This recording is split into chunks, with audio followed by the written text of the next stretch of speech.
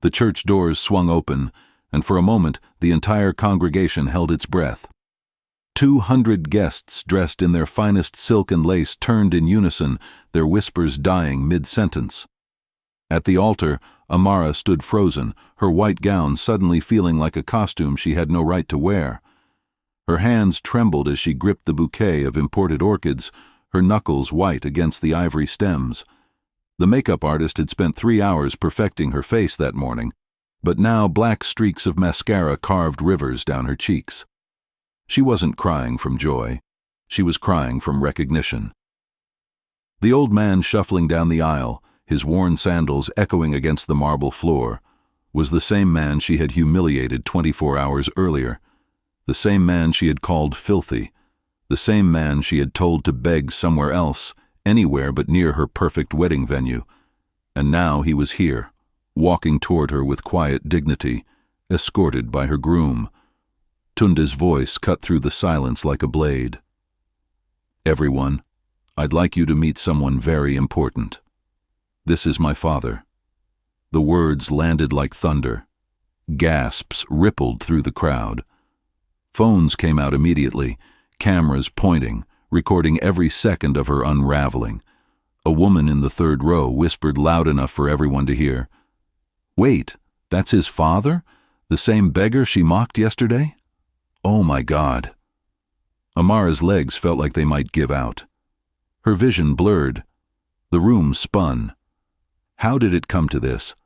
What could possibly make a woman mock the very man she would soon have to call father? To understand that, you'd have to go back just one day earlier, to a moment that seemed so small at the time, but would change everything. Before we dive deeper, let us know in the comments where you're watching from. We'd love to hear from you. And if you're new here, click on the subscribe button so you never miss any of our upcoming videos. Amara Thompson was 28 years old, a graduate of international business from one of Nigeria's most prestigious universities, and the daughter of a real estate mogul who had built his empire from the ground up. She had grown up in luxury, attended private schools, spent summers in London and Paris. Her Instagram feed was a carefully curated gallery of designer handbags, rooftop brunches, and motivational quotes about success and ambition. She was beautiful, intelligent, and ambitious. She was also terrified of being seen as anything less than perfect. When she met Tunde Adeyemi 3 years ago at a charity fundraiser for underprivileged children, she was immediately drawn to him. He wasn't like the other men in her circle, the ones who inherited their father's businesses and coasted through life on family connections. Tunde had built his own tech startup from scratch, a platform that connected rural farmers with urban buyers, cutting out exploitative middlemen. He was humble, soft-spoken, and driven by a purpose larger than profit. He made her laugh. He listened when she spoke. He saw her, not just the polished version she presented to the world.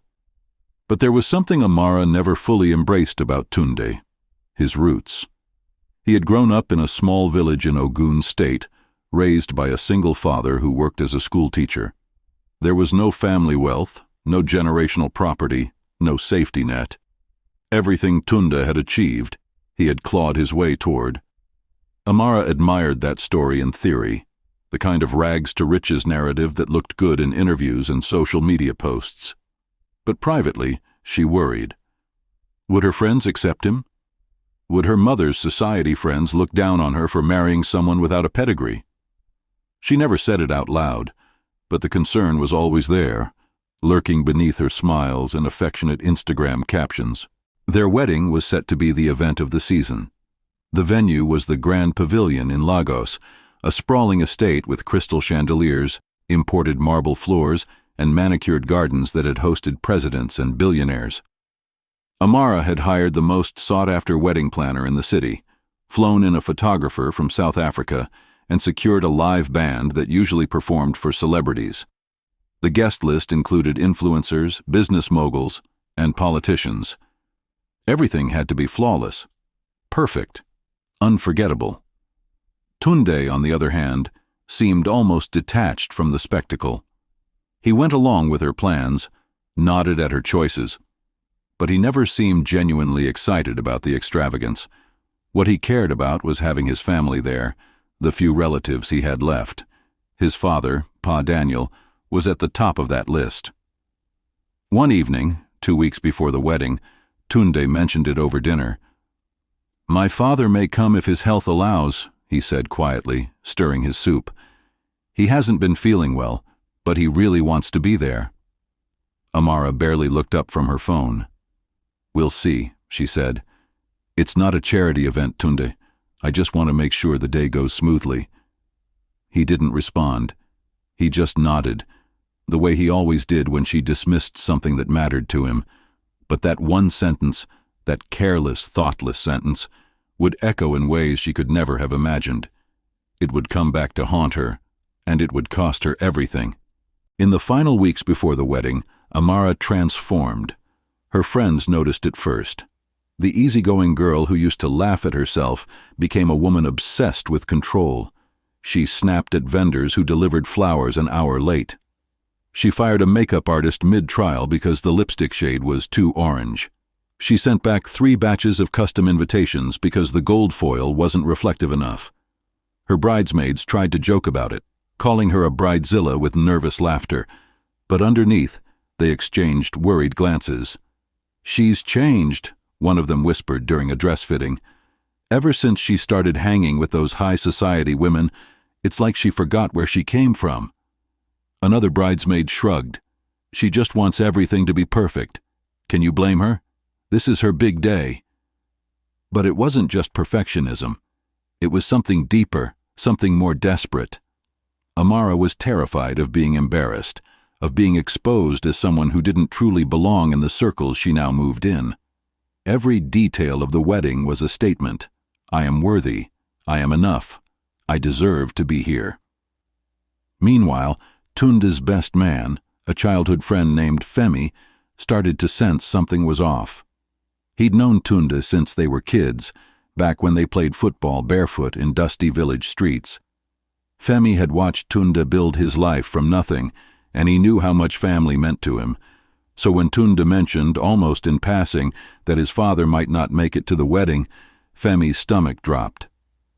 "Wait, why wouldn't Pa Daniel come?" Femi asked. "He's been talking about this day for years." Tunde hesitated. "Amara thinks it might be complicated. You know, with all the guests and cameras and everything." Femi stared at him. "Complicated? Tunde, that's your father." Tunde didn't meet his eyes. "I know, I'll figure it out." But there was one person Amara hadn't met yet. One person whose absence loomed larger than she realized. Pa Daniel Adeyemi, a man in his early 70s, sat beneath a mango tree in his small compound in Ogun State, holding a crumpled envelope in his weathered hands. Inside was the wedding invitation, printed on heavy cream cardstock with gold lettering. He had read it a dozen times, running his fingers over his son's name. Tunde had sent it with a short note. "Dad, I hope you can make it. It would mean everything to me." Pa Daniel had been a schoolteacher for 40 years, a man who believed in the power of education and hard work. He had raised Tunde alone after his wife passed away when the boy was only 5. There had been no family money, no inheritance, no shortcuts. When Tunde got accepted into university, Pa Daniel sold the only piece of land he owned, a small plot he had planned to retire on to pay the tuition. He never told his son, he just smiled and said, "God will provide." After Tunde graduated and started his business, Pa Daniel retired quietly. But medical bills from a persistent illness had drained his savings. He lived simply now, writing poetry for schoolchildren and helping neighbors with their letters. He didn't want to be a burden to his son, didn't want Tunde to feel obligated to support him when he was building his own life. So he stayed in the background, proud but invisible. But this wedding, this was different. This was his only son, the boy he had sacrificed everything for. He had to be there. He folded the invitation carefully, tucked it into his shirt pocket, and set out for Lagos. Pa Daniel arrived in Lagos 2 days before the wedding. He took a bus that rattled along potholed highways for 6 hours, his old bones aching with every bump. He couldn't afford a hotel, so he stayed with a distant cousin in a crowded neighborhood on the outskirts of the city. The morning before the wedding, he decided to visit the venue. He wanted to see where his son would be married, wanted to feel close to the moment, even if he had to watch from the back row.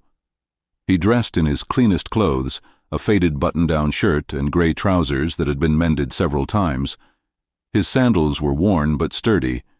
He carried a small bag with a gift for Tunde, a leather-bound journal he had saved for months to buy.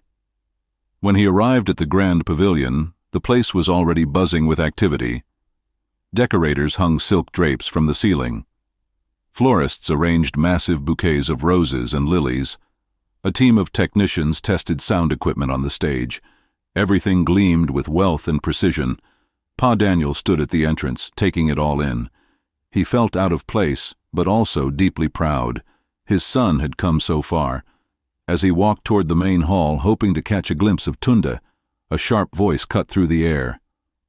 Excuse me, old man." He turned. A young woman in an expensive pantsuit was striding toward him, her heels clicking against the marble. Her face was made up flawlessly, her hair styled in intricate braids. She looked annoyed. It was Amara. "What are you doing here?" she demanded, her tone cold. Pa Daniel smiled gently. "I'm here for the wedding, my daughter.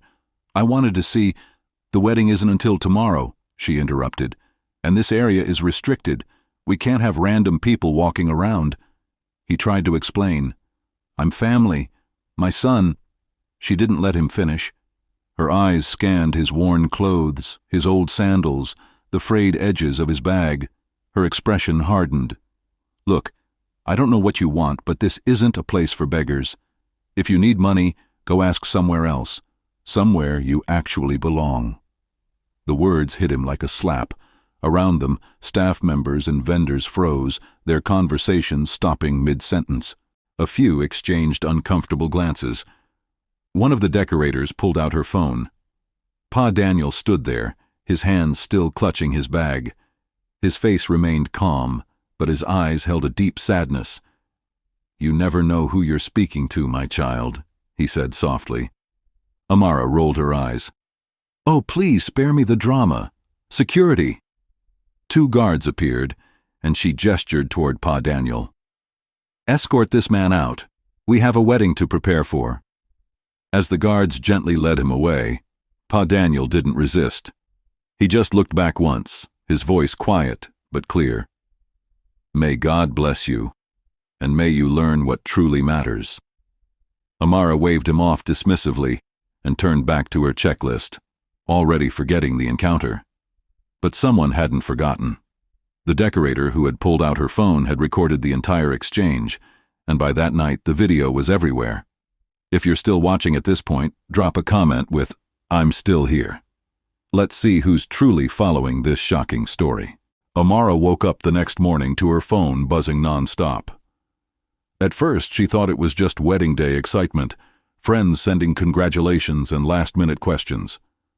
But when she opened her notifications, her stomach dropped. She had been tagged in hundreds of posts. Her Instagram, Twitter, and WhatsApp were flooded with messages. The video had gone viral overnight. The caption read, "Bride-to-be insults old beggar at her own wedding venue. Disgusting behavior." The comments were brutal. This is what happens when people forget where they came from. Heartless. Absolutely heartless. I hope the groom sees this before he says I do. Gold digger vibes. She probably doesn't even love him. Wait till someone tells her who that old man really is. Amara's hands shook as she scrolled. Her face burned with humiliation. This couldn't be happening. Not today. Not on her wedding day. She immediately called her publicist, a woman who specialized in managing social media crises for influencers and celebrities. "I need this video taken down. Now," Amara said, her voice frantic. "I'm working on it," the publicist replied. "But Amara, it's already been shared thousands of times. We can try to bury it, but it's going to take time." "I don't have time. My wedding is in 6 hours." There was a pause on the other end. Then maybe you should focus on damage control, apologize publicly, show remorse. That's your best option." Amara hung up without responding. Apologize? To some random old man who showed up uninvited? She refused to let this ruin her day. She would get through the wedding, and then she would deal with the fallout. But she didn't know that Tunde had already seen the video. He had woken up early that morning, unable to sleep, and scrolled through his phone. When he saw the clip, his entire body went cold. He recognized the man immediately. He watched it 3 times, each time feeling his heart break a little more. He didn't call Amara. He didn't confront her. He just sat on the edge of his bed, staring at the screen, his mind racing. That night, hours before the wedding, Tunde left his apartment without telling anyone where he was going. His best man called him repeatedly. His mother-in-law-to-be sent frantic messages, but he didn't answer. He had to find his father. Tunde drove through the city in silence, his jaw clenched, his hands gripping the steering wheel so tightly his knuckles ached. He knew where his father would be. There was a small roadside shop near the bus station where Pa Daniel used to sit and help children with their homework, reading them poetry and teaching them to write. It was a place he had always gone when he needed to feel useful, needed to feel like he still mattered. When Tunde arrived, he saw his father sitting on a wooden bench outside the shop. A group of children gathered around him. Pa Daniel was reading from a worn paperback, his voice gentle and steady. The children listened with wide eyes, their faces lit with curiosity. Tunde parked the car and walked over slowly. When Pa Daniel looked up and saw him, his face broke into a smile. "Tunde, my son." They embraced, and for a moment, Tunde couldn't speak. He just held his father, feeling the weight of everything he had failed to protect him from. "I saw the video, Dad," Tunde finally said, his voice thick. "I'm so sorry. I should have been there. I should have told her about you." Pa Daniel shook his head. "It's not your fault, my boy. You can't control how people choose to see the world." They sat together on the bench, the children running off to play. Tunde told his father everything, how he had kept his background vague, how he had been afraid Amara's family would judge him, how he thought love would be enough to bridge the gap. Pa Daniel listened quietly, his hands folded in his lap. When Tunde finished, his father spoke. "Do you remember what I taught you when you were a boy? That a person's character is revealed not in how they treat those who can help them, but in how they treat those who cannot." Tunde nodded. "I remember." "Then you already know what you need to do." They sat in silence as the sun began to set, casting long shadows across the dusty road, and in that silence, Tunde made his decision. The wedding day arrived in all its anticipated glory. The grand pavilion sparkled under the late morning sun, every detail executed to perfection. White roses cascaded from towering arrangements. A string quartet played softly as guests arrived in their finest attire, air kisses exchanged, cameras flashing. Amara stood in the bridal suite surrounded by her bridesmaids, her makeup artist adding final touches. She looked stunning. The dress had cost more than most people earned in a year, a custom creation with hand-sewn crystals that caught the light with every movement. But her hands wouldn't stop shaking. She kept checking her phone, watching the video's view count climb higher and higher.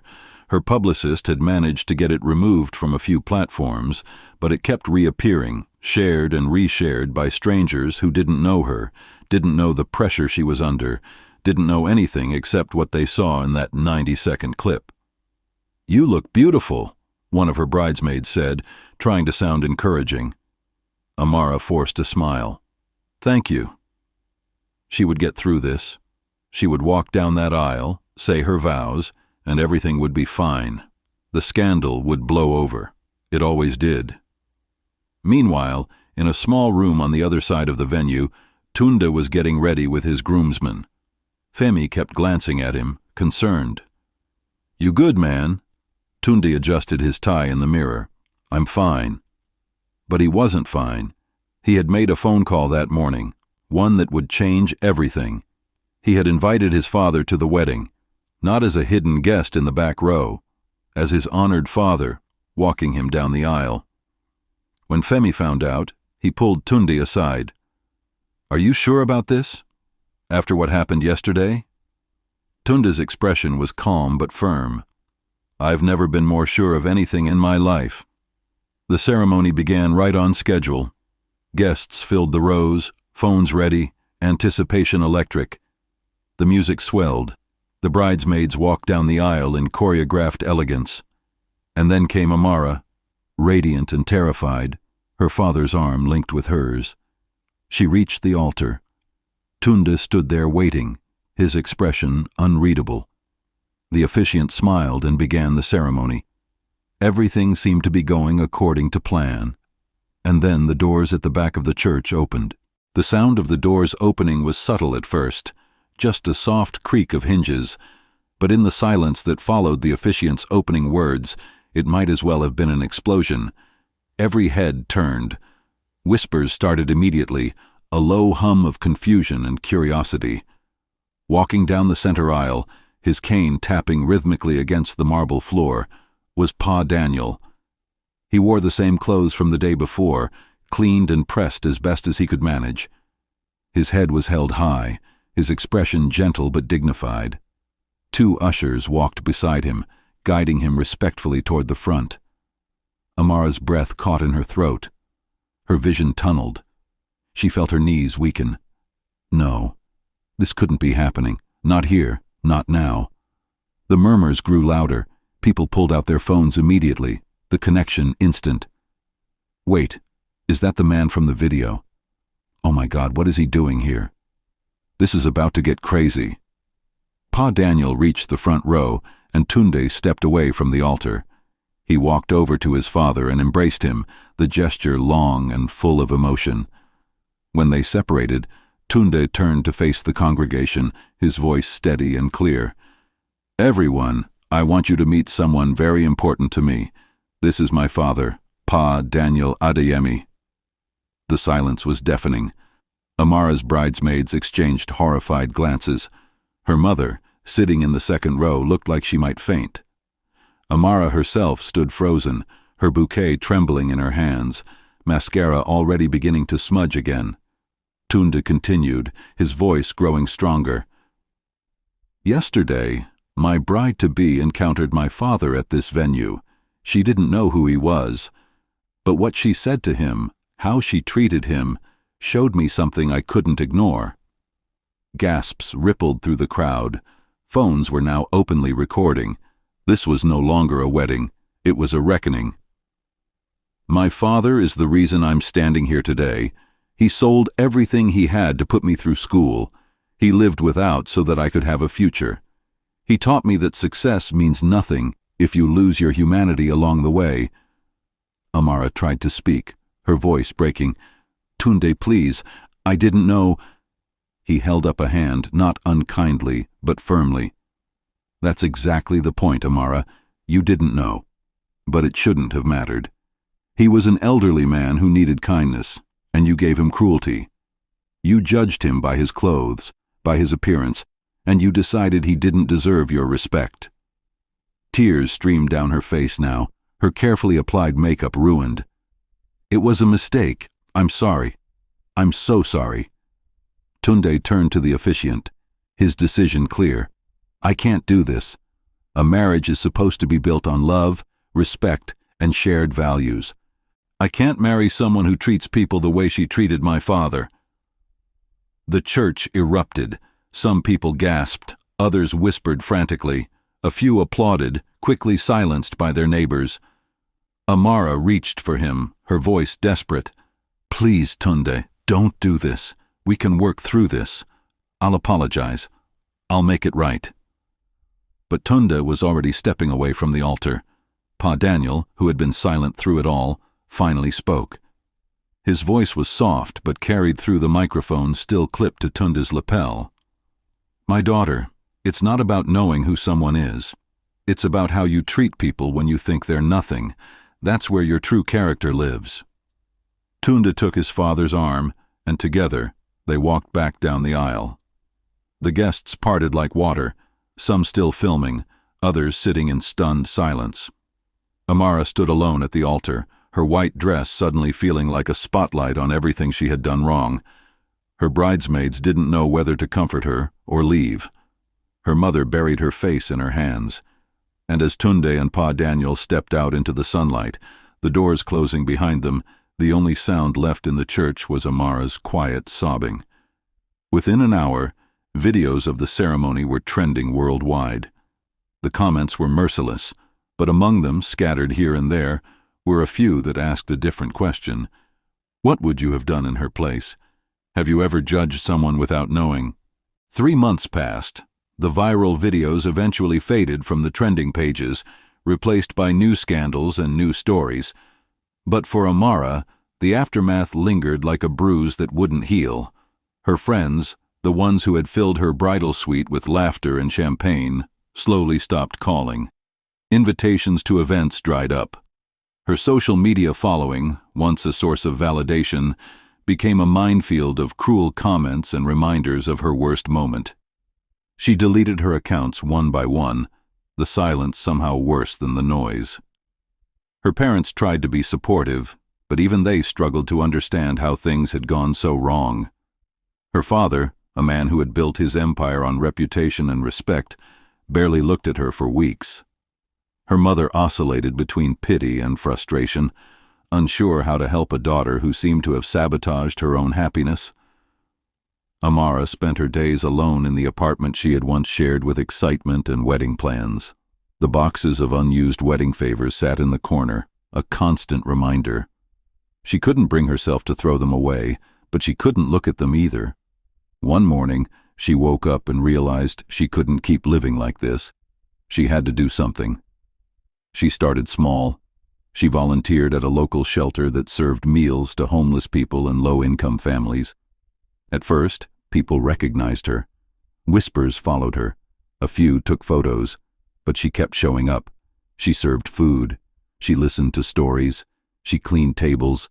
She did the work without looking for recognition, without posting about it, without trying to rebuild her image. Slowly, something inside her began to shift. She met people who had lost everything through no fault of their own. A woman who had been a nurse until illness wiped out her savings. A man who had been a teacher, just like Pa Daniel, until the school he worked for closed and left him with nothing. Their stories humbled her in ways her old life never had. One afternoon, as she was packing up leftover meals, she saw a familiar face across the room. It was Tunde. He was there with his father, both of them helping distribute food. Her heart stopped. She hadn't seen him since the wedding. She didn't know if she should approach, if she even had the right. But before she could decide, Pa Daniel noticed her. He walked over slowly, his cane tapping, the same gentle expression on his face. "Amara," he said simply. She couldn't meet his eyes. Her voice came out as a whisper. "I'm so sorry. I'm so sorry for what I said to you, for how I treated you. I was wrong." Pa Daniel nodded. "I know you are." "I don't know how to make it right," she said, tears spilling over. "I've lost everything, and I deserve to, but I just want you to know that I'm trying. I'm trying to be better." He reached out and placed a hand on her shoulder. "That's all any of us can do, my child. Keep trying. Keep learning. That's how we grow." Tunde approached then, his expression cautious but not unkind. They stood in silence for a moment, the weight of everything unsaid hanging between them. "I'm not asking for forgiveness," Amara said quietly. "I know I don't deserve it. I just wanted you to know that meeting you, even the way I did, changed me, and I'm grateful for that." Tunde nodded slowly. "I hope you find what really matters, Amara. I really do." And with that, he and his father walked away, leaving her standing there among the tables and the people she had once looked down on. But this time, she didn't feel lost. She felt something else, something like hope. Months turned into a year. Amara continued her work at the shelter. She took a job as an assistant at a non-profit that built schools in rural areas. It wasn't glamorous. It didn't come with the prestige she had once craved, but it gave her something she had never had before: purpose. She heard through mutual friends that Tunde had started dating someone new, a woman who shared his values and treated everyone with kindness. She was happy for him, genuinely. He deserved that. As for Pa Daniel, he continued his quiet life, still helping children learn to read, still writing poetry on scraps of paper. Amara visited him once, bringing him a new journal to replace the one he had tried to give Tunde on that awful day. He accepted it with a smile and told her, "You've come a long way, my daughter. Keep going." The world moved on, as it always does, but the lesson remained. Kindness costs nothing, but cruelty can cost everything. How we treat people when we think they have nothing to offer us, that's where our true character lives. Not in the spotlight, not in the moments we're being watched, but in the small, quiet interactions when we think no one is looking. So ask yourself, if you were Amara, standing at that venue, seeing that old man in worn clothes, what would you have done? Would you have judged? Would you have assumed? Or would you have offered kindness, even when it wasn't required? And if you've ever been that old man, overlooked and dismissed, remember this: your worth is not determined by how others see you. It's determined by who you are when the world looks away. The people who matter will see you, and the ones who don't, they'll learn eventually. If this story touched you, give it a like. It helps us reach more people with stories that remind us to stay human. And tell us in the comments, do you think Tunde should have forgiven her? Where are you watching from? We'd love to hear your thoughts, because in the end, we're all just trying to figure out how to be better, one choice at a time.